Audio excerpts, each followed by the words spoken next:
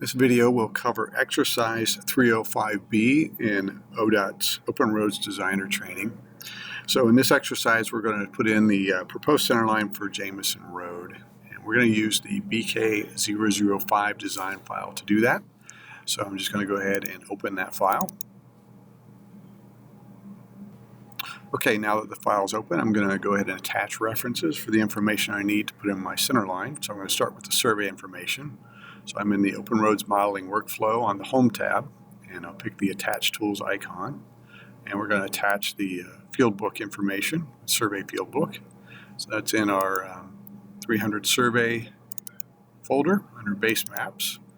There's the field book. And what I'm going to do is add this to the list of files to be attached. And I'm also going to attach the file that has the center line of State Route 185. So I'm going to go browse back up the path, go to 400 Engineering, and under 400 Engineering, under Roadway Base Maps, I could attach the BK00 file and use a nest depth of 1 to get all the attachments. In this case, I'm just going to attach the file that has State Route 185 directly. So that's my BK004. I'm going to add that to the list of files to attach. We'll do an interactive method, and I'll hit OK. So I'm attaching the field book file, and we'll use the coincident world. These files are all on the same coordinate system. I'm not going to have any nesting, so live nesting with a nest depth of 0. So OK that one. And now it's going to attach to BK004, and I'm going to use the same settings. Coincident world, nest depth of 0. Once the files are attached, I'll use my fit view command. And I always like to set my terrain as the active terrain whenever I attach a survey that has a terrain. So in my element selection command, I'll select my terrain model itself. I'll let the cursor rest until the pop-up menu appears, and I'll set that as the active terrain. Now that's going to create a 3D model in this file, and in my references I can see that that model, Design 3D, was attached as a self-attachment. So I'll go ahead and close my references dialog, and there's a few levels here that I don't want to see when I'm working on my alignment. So in my level display dialog for the field book, survey field book, turn off a few things. There's a center of pavement, pavement XCOP. That's not a geometric center line, that's the crown of pavement that the surveyor's picked up. I'm going to turn that off.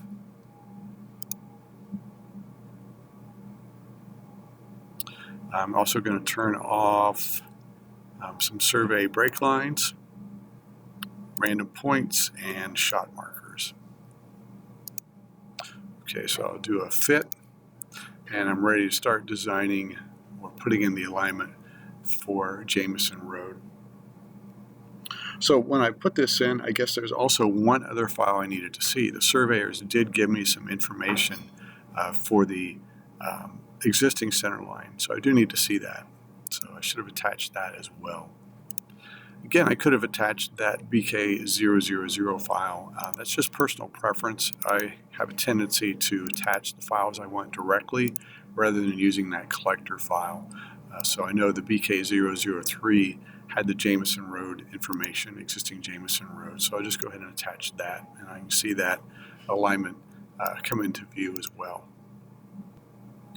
Okay, so I'm going to choose the feature definition that I want to use to put in Jamison Road. So I have the feature definition toolbar already docked. I can get that from the Geometry tab under the Standards group. I can choose feature definition toolbar if you don't have that docked in your interface. So I'm going to choose the alignment features and propose alignment, and just to the left of that I'll click on the option to set that as the active feature definition. So I'm going to put in a geometry line right on top of the existing line here, and then I'm going to put in a second line coming from the end of that and intersecting my proposed State Route 185 at a perpendicular angle intersection here. And then I'll put in a curve between those two elements and chain that together and assign stationing and annotate it. So I'm going to start with the line between points command. And I'm just going to put this right on top of my existing 185. So it's asking, or I'm sorry, my existing Jamison Road. It's asking for a start point. So I'm going to go ahead and snap to that location. And for an endpoint, I'm going to snap to this location.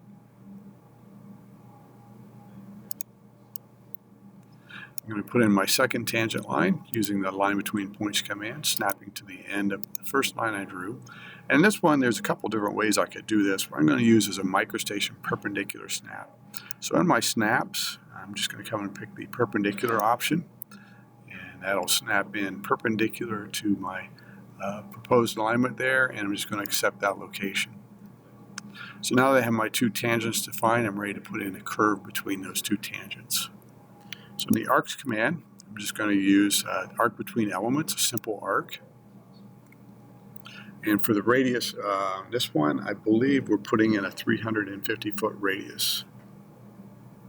Nope, I'm wrong. It's 230 feet. So looking at ODOT's training material, for the lab exercise, that's 230 feet. So I'll pick that first tangent line, pick the second tangent line. It's going to show me the solution. And as I move through the different quadrants, it'll show that solution. So I'm going to put it in this quadrant. So I'll accept that location. Now it's asking me to trim or extend the elements. So I'm going to go ahead and trim both elements. So I'll just left click to accept that option. It's going to trim off those graphic elements. So at this point, just in the interest of clearing up some clutter, I'm going to go back to my references dialog. I could go to the Home tab and pick the attached tools there. I was on the Geometry tab. The attached tools is also available over here on the left. So I'm just going to keep this attached, but just turn off the display of that BK3 that had the existing St. Peter or existing Jamison Road. So now I'm going to go ahead and chain this together as a complex element. So I'll use the complex by element command. I'm still using the geometry proposed alignment feature. And with this, I do want to give it a name. So this is a CLP of Jamison Road. So Jamison's good enough. So I'll select the starting element, and I'm using an automatic method. So it's going to look for elements that connect within this gap. And when I select that starting element, it's going to highlight those, and then I can accept that. So now this is a single complex element rather than three separate elements. The next thing I want to do is assign my stationing for this. So under the Modify group, I have a Start Stationing option. So I'm going to locate the element. I'm going to assign it for this element. Start distance of 0. I'm going to define the station right at that location, and this is going to be 10 plus 0, 0. And when I enter that, the station is applied to the element. So if I select that, I can see a rule was created for the stationing there. So the last thing I want to do is go ahead and annotate this. So I'll go to the Drawing Production tab, Element Annotation, and I'm going to go ahead and pick the element that I want to annotate. And the annotation is defined by the feature definition and the annotation definition that goes with that. So I'll pick the element, reset to complete my selection, and the element is then annotated in the file. As I said in the previous video for exercise 305A, there's 3 sets of annotation that are drawn with 3 different spacing for the station values. So when I'm referencing this, depending on what I want to see, I can turn on or off those groups of annotations. So I'm going to go ahead here on the Home tab and pick the level display icon.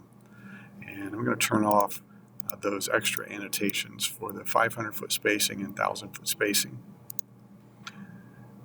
And while I'm here, I'm just going to grab this piece of annotation for the curve itself and just move it out of the way so it's not overlapping my center line information. So that completes the definition for the proposed Jamison Road alignment. I'm going to go ahead and save settings. And I'm going to close the file by choosing File and Exit. And then ProjectWise is going to prompt me to check this file back in. So in the File Check-In dialog, I'm just going to go ahead and check that back into ProjectWise. So now the file is free for someone else to open and edit if they need to do that. So that completes the video for exercise 305B.